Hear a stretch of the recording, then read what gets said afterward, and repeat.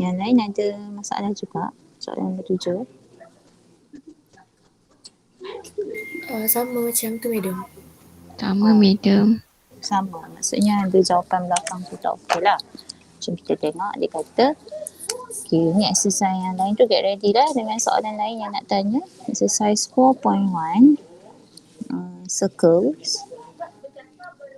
So soalan dia A, dia kata point of intersection of two circles. So circles ni dia boleh jadi dia intersect akan jadi macam ni lah. Nampak ada 2 point yang dia intersect. Dia juga boleh touch je. Touch tu dia macam ni. Nampak dia kena dekat 1 point. So ini kita panggil touch lah. Sebab kalau dia intersect dia akan ada 2 intersection point. Ataupun dia boleh juga tak touch macam ni. Ataupun berada dekat dalam pun boleh jugalah. So there are many ways that dia boleh tanya soalan circle ni. Okay. So yang ni dia kata intersection of the following two circles. So kita ada 1 x squared plus y squared minus 4x plus 6y minus 12 equals to 0.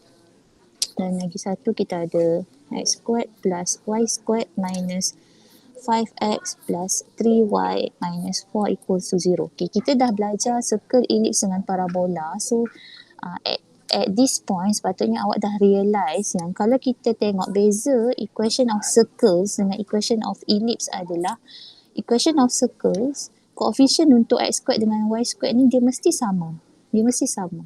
Okay, awak tengok semua soalan circle tu, coefficient of x squared dengan y squared dia mesti sama. Sebabnya dia punya formula memang tak boleh ada any coefficient kat depan dia. Tapi kalau ellipse pula, dia boleh jadi berbeza coefficient of x squared dengan y squared tu sebab kita tak nak pun dia punya depan tu satu. Sebabnya dia kan ada per a squared over b squared, so it can be difference lah dia punya coefficient untuk x squared dengan y squared. Tapi kalau circle mesti sama lah.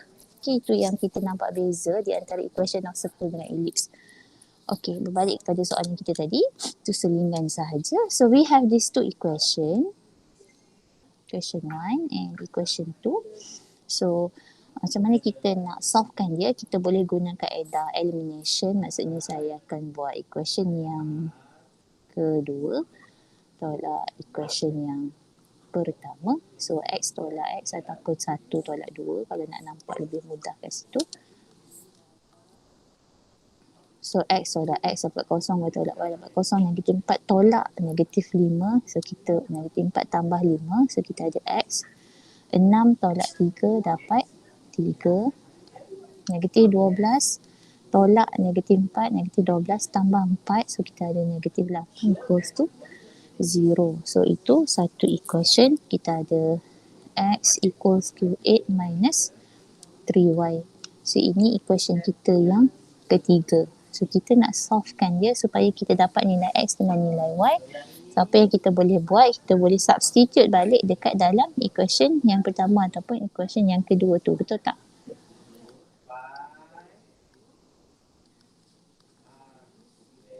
Betul, madam. Okay. Thank you. Equals to 0. So this one 64 minus 24y minus 24y plus 9y squared plus y squared minus 32 plus 12y plus 6y minus 12 equals to 0. So bila pengiraan yang panjang-panjang macam ni, bila kita expand and expand lagi and then sekalikan, we tend to do careless mistake. So just be careful with what we are doing. So we have 10y squared, this one and this y. Okay, so kita tengok yang ada coefficient y, negatif 24 tolak 24, negatif 48 plus 12 plus 16. So we need our calculator. Negatif 48 plus 18. So we have negative 30 y plus 64 minus 32 minus 12. So we have 20. So it's easy because everything is in the gandaan 10. So we actually have y squared minus 3y plus 2 equals to 0. And then we use our calculator. Okay, ini standard lah. Biasa kita solvekan algebra biasa. Solvekan polynomial biasa. So we have y minus 2 and y minus 1, which we will get y equals to 1 and y equals to 2.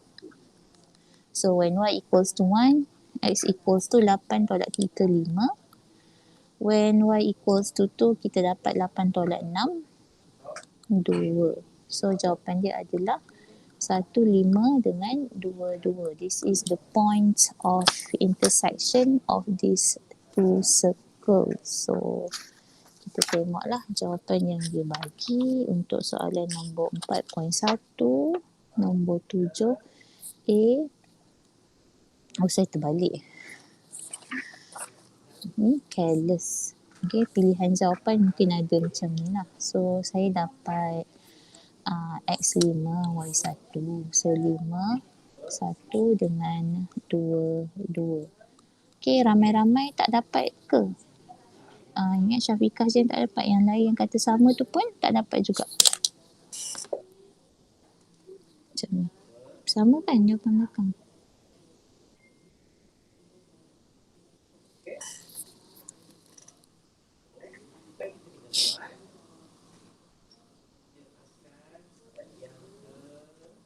Hello? Macam saya salah dekat equation number 3. Salah simbol. Oh, masa simplify dia tu lah. Okay, Syafiqah. Yang lain? Nak tanya apa lagi untuk 4.1 dengan 4.2 yang saya minta? Ataupun dah tak ada apa nak tanya 4.1, 4.2, nak tanya 4.3 pula parabola?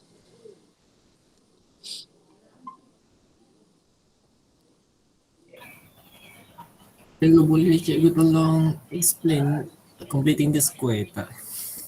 Boleh? Kita cuba buat satu soalan. Madam, nak tanya yang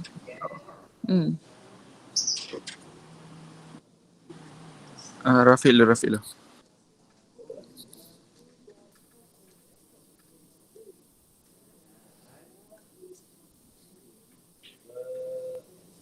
Dia yang mana? Tanya.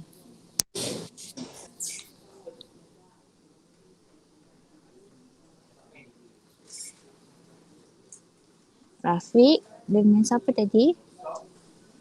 Isma. Okay, Isma nak tanya mana? Rafiq nak tanya soalan completing the square. Isma nak tanya? Yang 4.2 nombor E. Nombor 3E. Oh, nombor 3. Boleh? Okay. So, kita buat dulu satu soalan completing the square. Lepas tu kita buat ellipse yang 3E tu. 3E. Okay, bila nombor 3E yang ni kan? Betul tak Isma? Find the equation of ellipse that satisfies this condition. Okay, soalan nombor 3 ni sangat menarik. Kalau awak boleh buat semua soalan nombor 3 ni, maksudnya awak dah faham dah konsep ellipse tu lah macam mana. Sama juga dengan nombor 3 yang parabola tu. Kalau awak boleh buat semua soalan parabola ni, A, B, C, D, F, G, H, I ni, maksudnya awak dah faham konsep parabola tu. Sebab ellipse dengan parabola ni konsep dia mudah je. Tak perlu hafal, awak cuma fahamkan kat mana A, kat mana B, kat mana C, dia horizontal ke dia vertical. So kalau awak faham itu memang boleh lah buat. Okay, tadi Rafiq Iqbal nak tanya soalan completing the square daripada mana? Daripada circles ke, daripada ellipse ke, daripada parabola? Sebab tiga-tiga ni dia boleh tanya menggunakan completing the square. Okay, Rafiq tolong jawab nak yang mana? Soalan 4.15 completing the square. Okay, so ini awak akan jumpa dia dalam ellipse pun ada, dalam parabola pun ada. Ellipse lagi lah sebab at least kalau circle kita ada general form yang dalam bentuk x squared plus y squared. So awak boleh compare 2f dengan 2g untuk dapat, dan juga nilai c untuk dapatkan radius dengan untuk dapatkan dia punya center. Awak tak perlu completing the square pun, Tapi awak still boleh dapatkan lah dia punya center dengan dia punya standard equation daripada comparison dengan general form. Tapi sebab soalan ni suruh guna computing the square, memang kita kena buat computing the square lah. Tapi kalau macam soalan ellipse kita tahu dia tak ada standard form. Dia tak ada general form macam circle. Sama juga dengan parabola. Equation dia satu, yang standard form tu sahaja. So kalau dia bagi dalam bentuk kuadratik yang expansion macam ni, so nak tak nak memang kita kena buat completing the square, soalan nombor 2 daripada 4.2 ni, untuk solvekan kita punya equation ni supaya kita dapat dalam bentuk standard form of ellipse. Okay, ingat betul-betul beza ellipse dengan circle. Circle tanpa completing the square pun sebenarnya kita boleh buat, dapatkan center dengan radius, tapi ellipse tanpa kita punya tanpa buat completing the square, awak tak boleh nak dapatkan dia punya standard form sebab tak ada general form dalam ellipse. Okey. So kita tengok satu soalan. Rafiq nak A, B, C, D, E, F? Ambil 5F lah. 5F Okay, so kita ada x squared plus Tak nak ambil. tak Ambil 5A je, 5A je. Ya. A. Boleh. Okay. So kita ada x squared plus y squared minus 2x minus 4y minus 5 equals to 0. So daripada sini kita kena asingkan, sebab bila kita nak buat completing the square, ingat kita tak boleh buat x kali dengan y. Tak, dia mesti asing lah.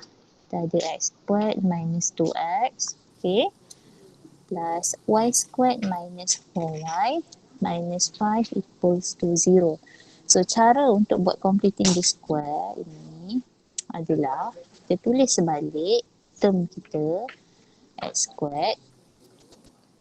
Okay, instead of writing it as kata apa, macam ni, kita akan tulis dia punya b, kita akan ambil nilai b dia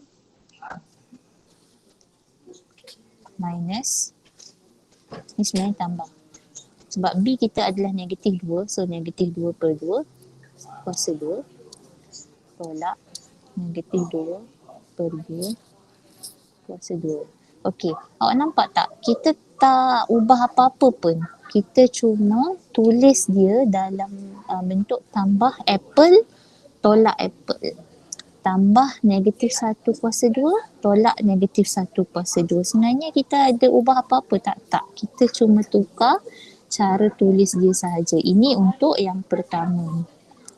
Okey, untuk yang kedua ni, dia akan jadi sama juga. Plus y squared minus 4y. Okay, b kita apa? B kita negatif 4. Negatif 4 per 2 kuasa 2. Okay, sama juga tambah apple tolak apple. Negatif 4 per 2 kuasa 2. Macam tu. Okay. So ni yang mana biru ni. Tolak 5 sama dengan kosong. Okay. Nampak tak Rafiq apa yang saya buat? Saya cuma tambah ini, tolak ini. Tambah ini, tolak ini. Okey? Statement ni okey? Tapi bukan dapat nilai kosong ke? Yalah, sebab kalau tambah apple, tolak apple memang dapat kosong. Sebab kita tak nak ubah kita punya maksud equation ni. Kita cuma nak tukar cara tulis dia sahaja. Ini belum siap lagi ni Rafiq. Baik. So baru kita buat macam ni. Maksudnya step ni awak faham. Tambah ini, tolak ini. Faham tak? Boleh. Boleh. Okey. Sebabnya betul lah, kita akan sebenarnya tambah kosong dan tambah kosong. So tak ada efek lah dekat kita punya equation asal, betul tak? Sebab memang kita tak nak dia bagi efek dekat equation asal. Sebab kita tak boleh ubah soalan. Kita cuma boleh ubah cara tulis sahaja. Okay? Contohnya macam saya ada x per 2. Saya tak nak tulis dia sebagai x per 2. Saya nak tulis dia sebagai 1 per 2x. Betul ke salah? Masa betul. Okey, adakah saya ubah maksud X per 2 ni? Adakah saya ubah nilai dia? Tak, saya cuma ubah cara tulis dia sahaja. Itu yang kita buat menggunakan completing the square konsep dia. Okey Rafiq, ini adalah step yang pertama untuk completing the square. Step yang kedua adalah daripada kita akan ambil term pertama, term kedua dengan term ketiga ni, kita akan ringkaskan dia jadi X minus 1 squared. Okay, Rafiq nampak tak dekat mana datangnya X minus 1 squared ni? Ambil daripada term pertama dengan term yang ketiga, tapi yang term ketiga ni dekat dalam bracket sahaja. Yang term pertama ni pun selain daripada squared ni sahaja. Nampak tak? Kita akan ambil X dengan negatif 2 per 2. X tolak 1. Faham tak Rafiq?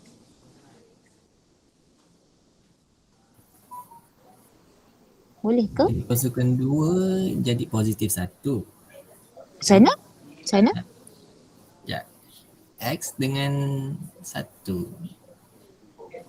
Oh, okey. Okey. Okey. Percaya tak kalau saya kata, okay, sebab ni benda ni just awak dah belajar sebenarnya dekat dalam polinomial Nasir dengan dah belajar juga kat sekolah, tapi tak apa, saya ulang balik. Mungkin ada yang lupa. Sekejap. Okey. Percaya tak saya kata benda hijau ni yang saya dah simplify ni adalah value dia sama dengan 1, 2, 3 ni. Okay, kalau tak percaya saya cuba expand X minus 1 square, orang lain pun dengar betul-betul. Macam mana saya expand X minus 1, cuba bagi tahu kat saya apakah value expansion X minus 1 square. Kita akan dapat X squared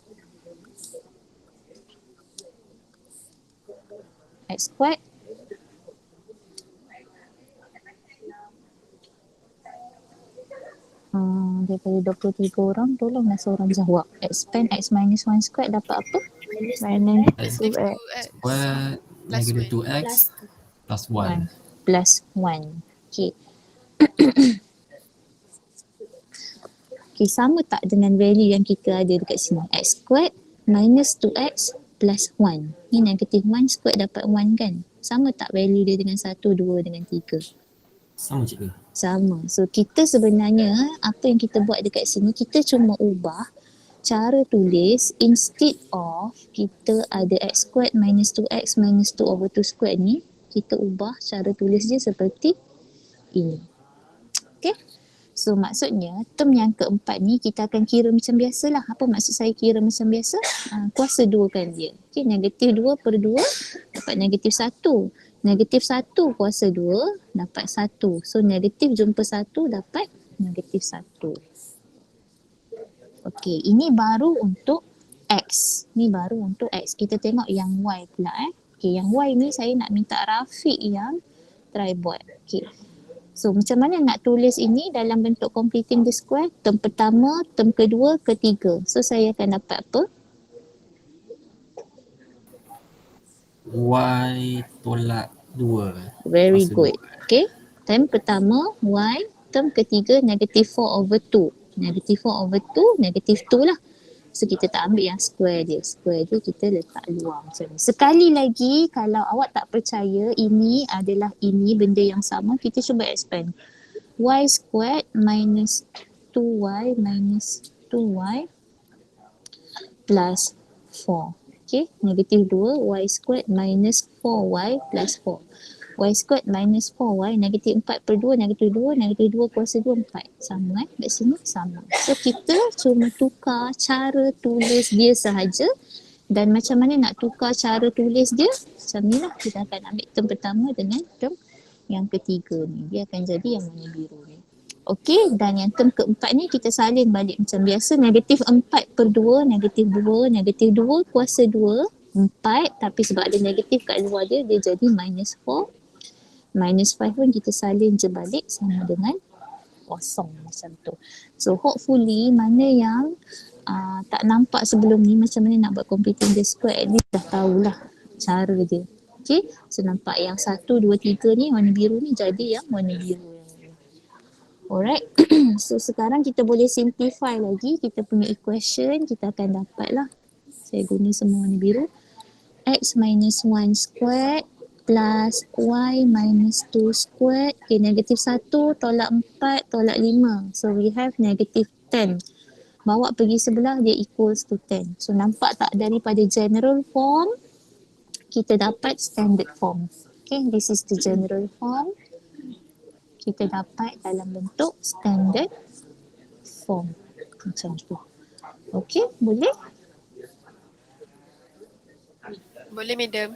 Okay. Nak tahu boleh ke tak, kita cuba try buat lagi soalan. Tengok boleh ke tak. Okay, nak buat completing the square ni, make sure depan coefficient of x squared dengan y squared ni kena satu lah ni depan ni. Depan ni tak boleh ada nombor lain. So kalau ada macam soalan B dengan D ni, apa yang awak perlu buat? Bahagi dulu semua dengan 2. Bahagi dulu semua dengan 2 supaya kita boleh solvekan kita punya equation ni menggunakan completing the square. Boleh ke? Rafiq boleh tak try buat soalan C, E, F, B, D ni kena bahagi dua-dua. Dan tengok boleh tak Rafiq jadikannya dalam bentuk completing the square dan at least awak try satu soalan dan tunjuk kat saya. Saya check betul ke tak. Rasanya boleh. Boleh cikgu sebab Dah nampak dah. Boleh lah sikit-sikit. Sebelum ni memang blur lagi lah. Tapi Okay, boleh, so step dia untuk completing the square adalah ini. Kita buat kita tambah b over 2, kita tolak b over 2 square. Okay, dengan kita tambah b over 2, kita tolak b over 2. Konsep dia adalah untuk completing the square. Itulah kita tengok soalan ini.